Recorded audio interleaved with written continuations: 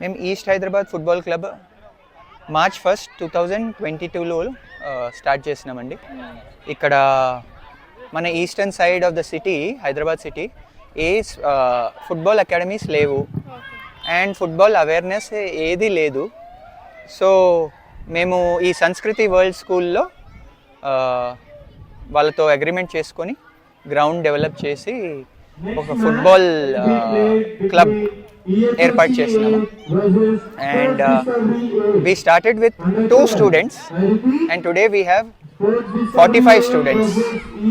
We rent out the ground for pay and play basis. ఏంటంటే గంట లెక్కలో రెంట్కి తీసుకొని ఫుట్బాల్ ఆడొచ్చు, క్రికెట్ కూడా ఆడొచ్చు. యంగ్ అండర్ 6 నుంచి టీమ్స్ డెవలప్ చేస్తూ డిఫరెంట్